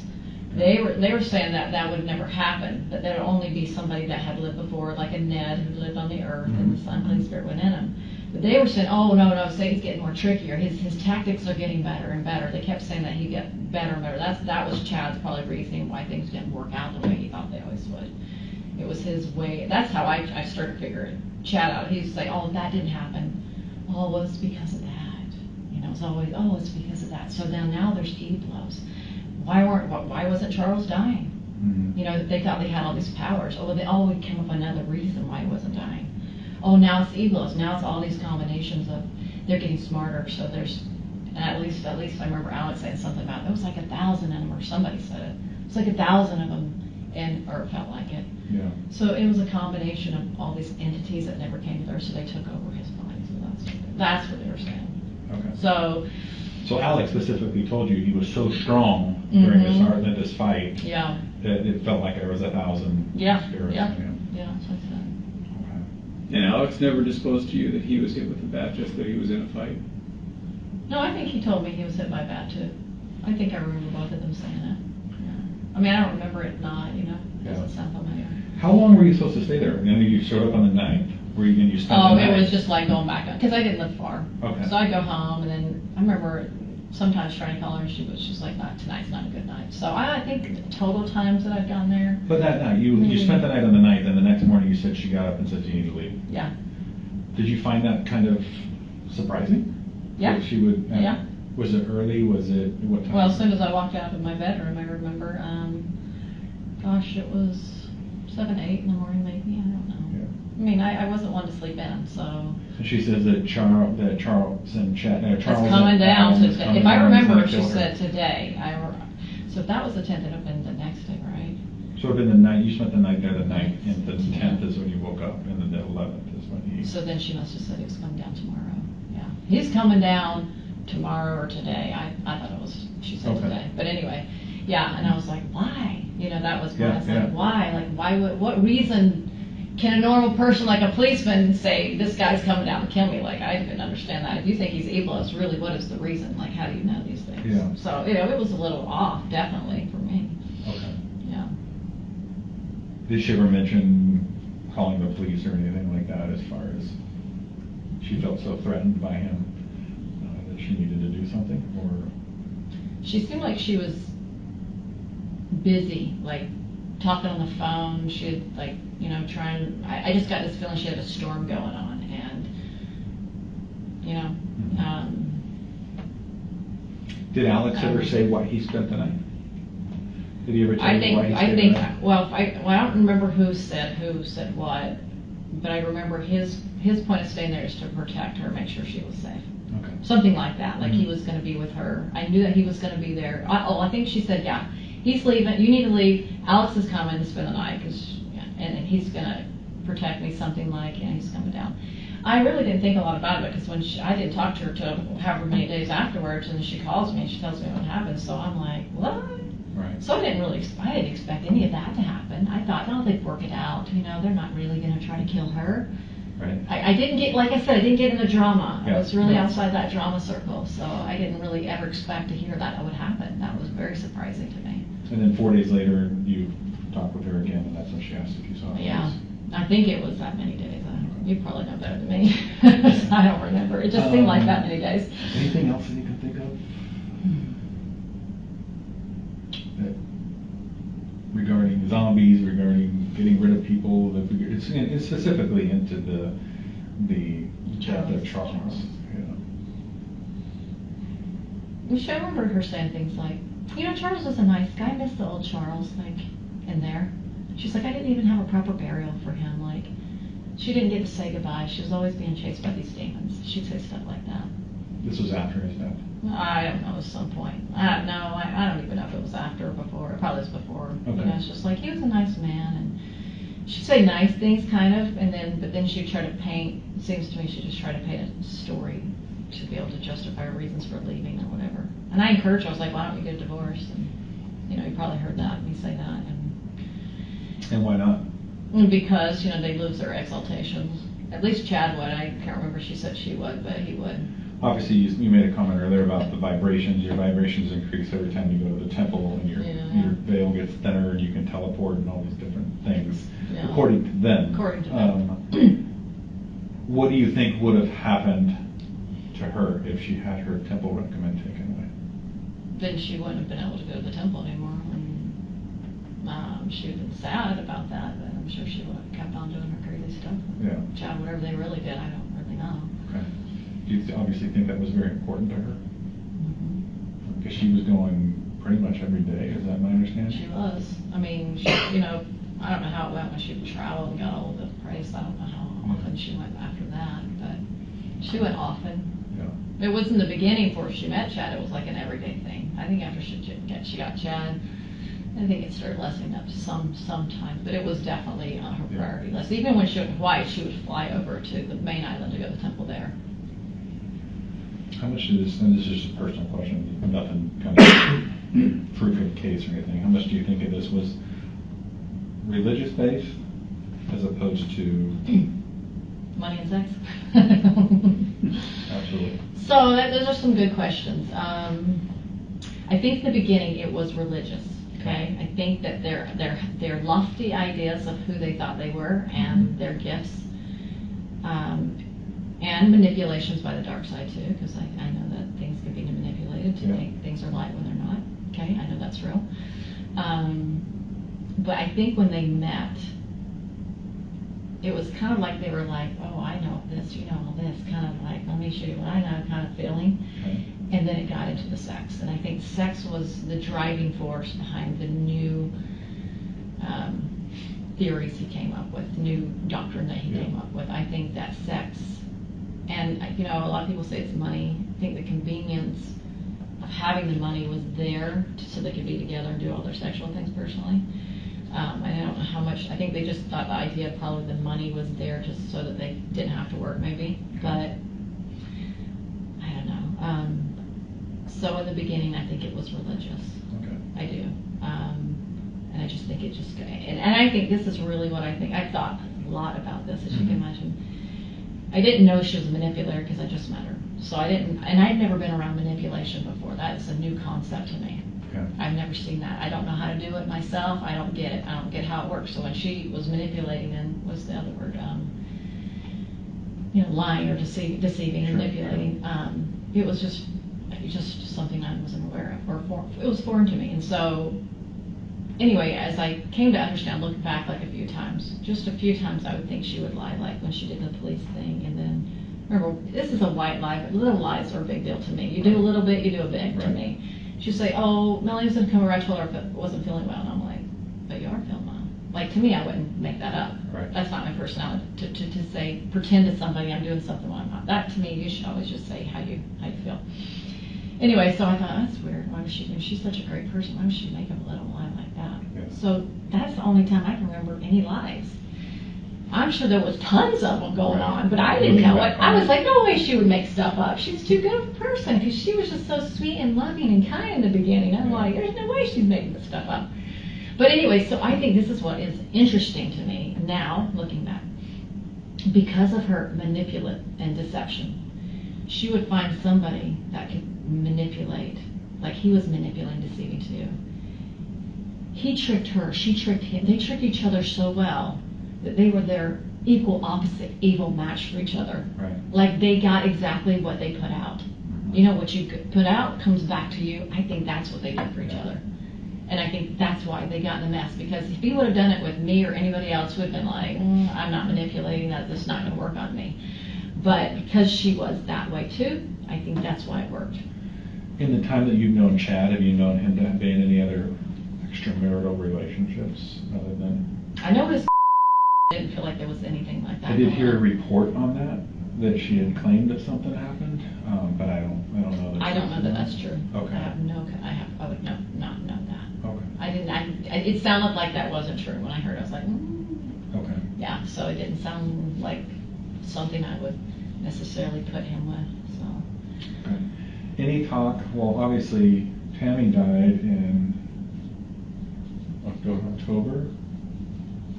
Did any talk? Did you weren't talking to Lori at that time then, right? Or did In you? October? Mm-hmm. Not very much. Okay. Did she ever mention anything to you about Tammy's death? Yeah. Oh, I talked to the Attorney General all about Tammy. Okay. So that's all with them. Okay, perfect. I'll let them handle that. 4 hours. Okay. No. Very nice people. Yes. We're not 4 hour type people. Yeah. You want to spend 4 more hours on that one? Like, oh. Well, honestly, you could go into this for days. It hurts. It does. Like afterwards, you're kind of jangled. You're like, I knew these people. Like this is, and everybody knows about me in the whole world. Yeah. I don't want everybody to know about me. Yeah. You know, I'm like, oh. I work on it for a day and I'm jangled for a week. So it's. You can imagine what I've gone through. I know. It has been a living hell, but I don't I'm wanna stronger. imagine really. Yeah. No, I'm very stronger because of it. Yeah. And there's many things I'm grateful that happened to me and not somebody else. Right. Because I got to experience something at a very high level that was deception. That if I could consider my armor, Yeah. I had a weak link in this deception area. And now it's fortified. And now I know a lot more about deception. I'm grateful for that knowledge. I'm not grateful for what happened. I'm horrified that people died because of these crazies. Yeah. When somebody like Chad comes along and he seems so humble and sweet and kind, it's like he looks like a typical Idaho boy, you know. You don't think that they're lying to you, because I don't get the lying, the deceiving. I don't understand that, and so I just thought he was who he was, and so I have really started to see the flags of deception now, like little things along the way. We're talking to God all the time. We're getting all these answers all the time. No, God does not work like that. Yeah. He doesn't tell you what to do. Every time you wake up, he gives you a list of things to do. And I thought, wow, they have better skills than me, because I don't really hear from God like that. You know, I was like, wow, he sees visions all the time. He's got it, and I don't even think he has visions. I think he's making all this stuff up. But I did, in that first interview I was talking about it, I look back and I'm like, I don't think I was accurate anymore. I think that I have come to observe more and realize, like, because, you know, I've become friends with a lot of people, and was a really neat person I got to visit with. And she, you know, he wrote a book for her about her dreams and mostly about her near-death experience. When she was sharing that with him, he didn't disclose his. That's like if you and I were talking and I said, look, you tell me all about your near-death experience. I'm like, I'm going to tell you about mine. Right. He didn't do that. He didn't do it. And so she's like, I think he took stuff from her and Julie and other people. I think he just kind of story writer. Interesting. And then he knew the scriptures. I believe he knew them really well. Oh, absolutely. And I think he just used that. He was on a mission, right? I thought they had his partners. Yeah, he was on a some mission. news stories with. Yeah, he was a missionary. Yeah, but I just think that he was really good at conning people, and I think he was good. I think he was a good writer as far as pretending and making. He said it was fiction, but he was taking other people's stuff and making it sound like he would say in the backdrop, you know, to his friends or people like me or Lori, like, well, you know, these are things I really saw, but I make it like a fiction. Yeah. So that would be his safeguard, I think, is saying, this is fiction, I didn't say this is real. That would be his safety net. Back to the armor, you mentioned armor, and I've heard that term. It was in the my scripture. lifetime. It's scriptural, Yeah, yeah. your armor of God, yeah. Yeah. Did you ever reach out to Chad about maybe somebody you feeling vulnerable or needing a blessing or anything like that? Did you ever reach out? I could have. I remember one time when my son was sick, and I said, do you think you could give him a blessing? Okay. Something like that. And he said, this was interesting. You'll be interested to hear this. My son he was sick, and I was ministering to him like I always do essential oils, or I do a lot of healthy things, put cold rags. I was very involved in helping my kids feel better. I did not do energy work, and because I didn't know how. Anyway, so I was doing my best, as this mom knows how to. Yeah. So he slept through the night. I was starting to feel better. He woke up and he started to feel better, and then all of a sudden, the fever comes flying back on. You know that when your kids do that? So anyway, I thought, I'm just going to see if Chad can help out, because I've heard he could do that to other people. Yeah. I said, hey, he's got this fever. Do you think you could do something to help? Something, I don't know the words I used, probably said a blessing or something like that. I jump in the shower, come out, 10 minutes maybe, and it's completely better. And I'm like, hey, he didn't text back, I don't think. I just said, hey, feeling better. He goes, oh, I extracted this, how do you describe it? Extracted some entity or some dark something from him, something from virus. And I was like, well, whatever you did, he's better. Yeah. Now, we can push all of the ideas away. What I really think happens, and this is between you and me as a person, not as a police department, is that when you open dark doors, it gives you power to do things that are manipulating and deceiving, which mirrors things that look like they're healings. Yeah. And if you're given that power to put a virus on somebody, right, you could have the power to move that back off. Satan gave you that power to do that. And I think that's just how I did it. Because I know that he did that for other people. I think that was, I don't think I ever asked him to bless me personally, maybe, but I can't recall. So a common thing, like I think you mentioned, I did see something else, maybe with a reference to Zulema. I removed this from you, and I've increased your Yeah, that your sounds like armor. something he would say. Okay. Your spiritual armor, which would not be an unusual Christian term to use. Correct. Yeah. Just to ward off any kind of negative or dark spirits or something, Yeah. So he thought he had this power to do it. And Sulema would say, I remember her saying many times, I don't know what he did, but all this darkness is off me now. I totally feel better. And so they dialogued more than I did, because she had all these things that I did not even have. Okay. So they would be on, and that's why I think it was harder for her to come out of this, is because I think that energy work got her sucked in, and I think that she really thought that was from God, and it wasn't. Have you talked to Melanie B since? Or did I ask you that? No, you didn't ask me that. So I haven't.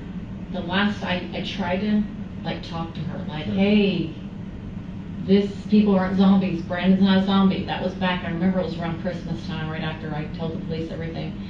I talked to her that time, and she goes, I can't talk. The phone's being bugged. Okay. So she wasn't free to say how she could really, we couldn't have a real conversation because there was no microphones. Yeah. I encouraged her that it wasn't good. I encouraged her everything I could to what I had come to understand. Okay. And then she'd text me in the middle of the night, I don't know, it felt like weeks later maybe January, I don't remember. Okay. But anyway, and she's like, do you remember the name of a song? By Laura Daigle, we love Laura Daigle. And when I couldn't remember, anyway, we ended up talking, and I just continued to try to counsel her, and she continued to, I can't really share much. Yeah. Then after that, I never spoke. Oh, did I speak to her on the phone? I can't recall speaking to her again, but I remember trying to text her hey, I'm praying for you. You want to talk? I was trying to do my best to hold her. I was like, come on, don't you hope that you're not involved in anything? I didn't know if she was. And she just was like, I'm busy. Thank you for the prayer. Just short little answers. Then I saw her at the temple only once. I didn't talk to her, but I saw her, and it was Sulema, Summer, and her sitting on the couch. I walk into the celestial room. It's just a room where you sit down, and I go, first I saw her, I thought, oh, I can talk to her, and I saw Sulema there. I'm like, oh. And so Sulema was kind of facing down like that in the prayer, and then she kind of came up, and then I just turned and sat over here, around the corner. She didn't come to talk to me. I was bummed. I really wanted to talk to her. And then I just said, hey, I saw you at the temple, and anyway, so there's been really nothing. So yeah, I think that was maybe the last text or two, and I have not tried to contact her now that she's made statements about her belief structure. I just decided I just don't think there's a place for me right now with her life. So. Did she ever come over on the night you spent the night at Lori's on the 9th, did she come over? I don't remember. I Okay. don't remember seeing her. She could have, she couldn't have. I mean, if she did, it was quick. I Okay. don't know. I just don't remember details like that, like people coming in and out, And unless then it's specifically. Where did you sleep in your Lori's that night? So, okay, there's the back. So if you go to the kitchen, you take on the right, there's a JJ's bed in that bedroom, and then Okay. there's a bigger bedroom back here, and I think Tyler's was on this side. Okay. I'd have been in that back one. The pink room? I know it had some crazy stuff on The the wall. mattress on the floor? Yep, mattress on the floor, just a big queen size. Okay. And it seemed like she might have had another one at one point, but anyway, there was a queen one, and Was there food storage in that room? Do you remember if it was? yeah, a little, closet? in the closet there was Yeah. a little bit, Okay. but yeah, there wasn't, other than the bed. Okay. I think it was, yeah, that's the room I spent the night. I think I only spent the night, I want to say it felt like about 3 times. Okay. But It could have been next a little morning, the bit. 10th, she says you need to go. And Alex was not there on the 9th when you were there. No, I'm trying to see when he was, if I ever, I know I've seen him over there before, but I don't remember when it was. I don't remember him. I think I was gone before, if he came over, I think I was gone. I didn't see him. Okay. I'm just trying to remember when I did see him. Ugh, my brain hurts. I know it. I'm trying, so my memory is not the sharpest always, and so I'm It's trying, pretty good. so. Don't sell yourself short. Yeah, I know, I try, and some things leave an imprint because it's so bad. Right. You know, it's like, I don't want to remember that. Yeah, you gotta remember, we're asking you questions, Right. what might have been just like mundane stuff. I know. And we're asking you to remember because it now is, Exactly. it might be important for you. Yeah. Exactly. I am here to help wherever I can. Awesome. Well, I got your number, and if I think of anything else, I'll probably just call you and answer fast, over the phone. Yeah. And make you come back in here. Yeah, I'm just. Likewise, trying if to you think. think of something else that, You know, one thing that I did think that was important, that recording that I did. I said, why would Alex say this? You know, I don't know where the, how did I say it? I don't want to know where the kids are, and then they won't be able to be found. That won't be able, I just kind of combined it, but that was from Solema, that information was, that particular strip. I just threw into one when I was speaking to her, because they both came from either me or her, but anyway, I don't know why Alex would say that. I didn't even want him to know. Remember, that's what she said, I didn't even want him to know. And he doesn't even know where the kids are. I think she said something like, well, however I said it. Yeah. So to me, that says we can't blame Alex. If you're an attorney, she can't put that on Alex when she says we didn't even want Alex to know. So if they're going to try to put the blame on him, I think that part of the recording is helpful. Okay. Would you agree? And in regards to the kids. Yeah.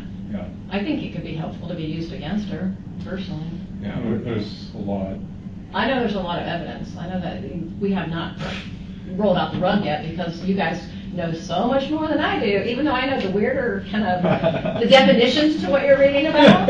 You help us to corroborate the You weirdness. have the Rosetta Stone for us. Yeah, well, someday the police and I are all going to get together and have a powwow. It's all said and done.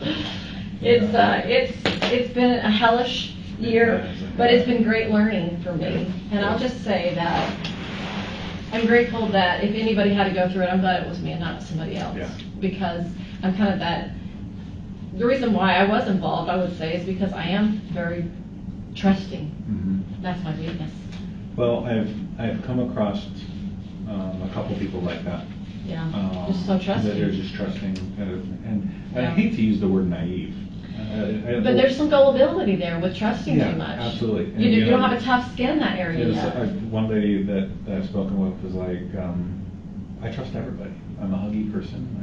I trust everybody. There's good in everybody.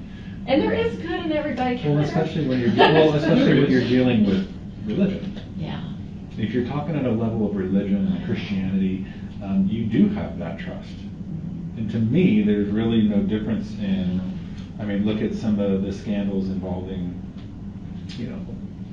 priests, bishops, anybody in that high level of authority. You can be manipulated. Absolutely. One of the definitions that I read in the Bible dictionary I thought was fascinating. It was under the title devil. And it said, because I'm researching a lot of stuff right now. It's been very interesting. My own little research going on. And it says, one of Satan's greatest tricks is to convince, I don't know if that's the right word, people that they are following God when they're not. and you think about all the other religions, and I'll just say in general people, how many people have killed people in the name of religion? Gone in and raped people, villages, right, in the name of God. Wars That are is fought one. over religion. You what? Yeah, wars are fought over religion. So this is just a version of thinking they're these great people, and they still do because they're not remorseful yet at all. They're still in this cloud, and I'm hoping that that bubble is going to pop one day, and I never want to speak to them until that bubble pops and go, "Hey, do you know how much he deceived you? You killed your kids, girl." Or he killed him, or Alex killed him, or something, but she's involved. I feel like all three of them were involved. And I'm just, you needed some serious prayers, girl. You need some help. Like, it's going to be a rude awakening. You that hope. day. You You hope. hope she gets that before she dies hope. someday. You Yes, hope that she you gets hope. to that point. I'm hoping Yeah. that she will have that before she passes on. You're really tall, but your sister's pretty tall. Yeah. Just take a